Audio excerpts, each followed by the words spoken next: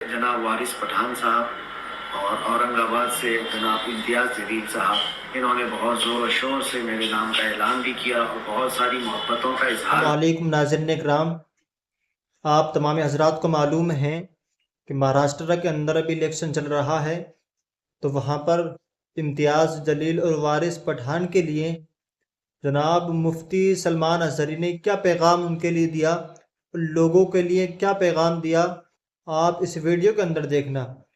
क्योंकि कुछ दिन पहले इम्तियाज़ जलील ने और वारिस पठान ने ये ऐलान किया था कि मुफ्ती सलमान अज़हरी साहब उनकी रैली के अंदर शिरकत फरमाएंगे, लेकिन वो उनकी रैली के अंदर नहीं आ पाए। आखिर उन्होंने झूठ बोला या मुफ्ती सलमान अज़हरी को आखिर क्यों नहीं आ पाए, आप खुद मुफ्ती सलमान अज़हरी की ज़बान से सुने और वारिस पठान ने उनके लिए क्या कहा और मुफ्ती सलमान अज़हरी साहब ने क्या पैगाम दिया। आप हजरात इस वीडियो के अंदर समाअत फरमाएँ। मैं वीडियो को स्क्रीन पर लगाता हूँ और तमाम हजरात इस वीडियो को देखें।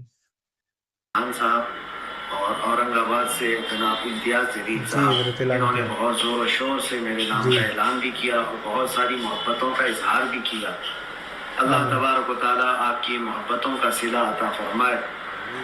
कुछ नामुसाइद हालात की बुनियाद पर मैं जी यहाँ पर हाजिर नहीं हो पा रहा हूँ, लेकिन मेरी दुआएं साथ हैं और ख़ास तौर पर हर उस लीडर के लिए, हर उस नेता के लिए जो कौम और मिल्लत और मुल्क की फलाह व बहबूदी के लिए और दीन इस्लाम पर आने वाले तमाम तर मुश्किलात को निपटने के लिए खड़ा रहता है, मैं उसके साथ खड़ा हूँ। 1.5 साल बाद अज़हरी साहब ने पहली मर्तबा अगर कहीं जी पैगाम दिया है तो मेरे भिवंडी के आवाम के लिए दिया है। मैं बताना वारिस चाहूंगा पठान क्या साहब। हुआ, सुनिए। वारिस पठान कभी झूठ नहीं बोलता, सच्ची बात बताता हूं सबके सामने। जब मुफ्ती सलमान अज़हरी साहब अल्हम्दुलिल्लाह जेल से रिहा हो जेल से गए, रिहा होने के बाद जो बाहर बात आए, हुई थी वो बात बताएंगे।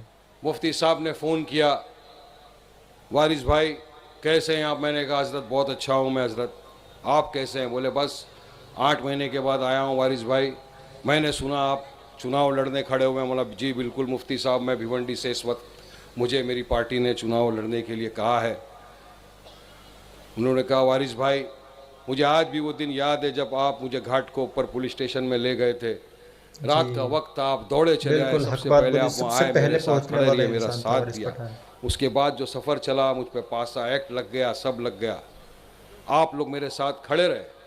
मैं जेल में बैठकर देख रहा था कि जब कोई बोल रहा था कि मुसलमानों ये को तन्ना बोला मस्जिद था में घुस के बीजेपी चुन नेता। के मारेंगे, उस वक्त आप बेबाकी के साथ आवाज़ उठा रहे थे, मैं जेल में बैठकर देख रहा था।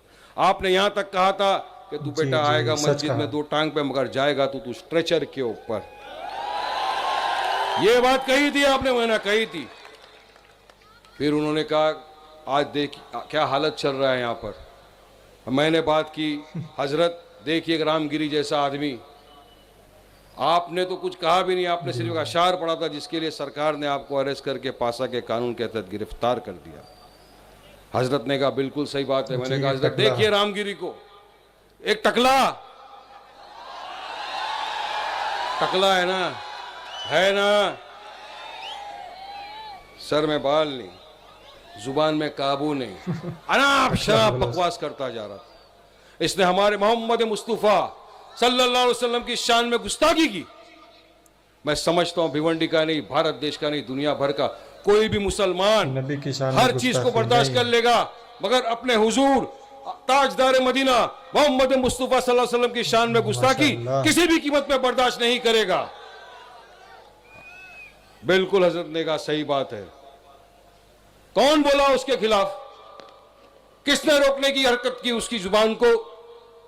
मैंने कहा हजरत आप तो देख रहे थे, पेपर पढ़ रहे थे, सब देख रहे थे। बोले बिल्कुल वारिस भाई, नमूसे से रिसालत के ऊपर आप लोग खड़े हुए, आप और इम्तियाज भाई खड़े हुए, आप निकले औरंगाबाद से रैली लेकर, आप गए वहां तक, आपने कहा कि इसको अरेस्ट करिए, आपने कहा कि मुफ्ती सलमान अज़हरी को जेल से रिहा करिए, सबसे पहले आपने ये बात करी थी जाकर वहां पर।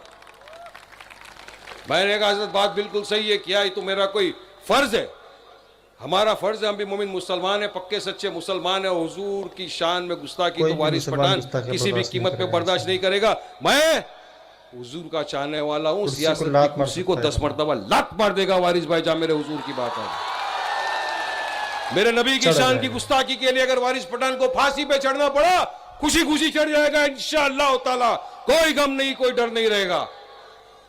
बात हुई, आपने कहा ठीक है वारिस भाई, मैं आऊंगा एक दिन भिवंडी इंशाअल्लाह ताला। मैंने कहा आइए हजरत, लेकिन सुप्रीम कोर्ट से बेल पे हूं, बयान तो नहीं कर सकूंगा, बयान नहीं कर सकता, बहुत सारी रिस्ट्रिक्शन लगी हुई है, ये हुआ है।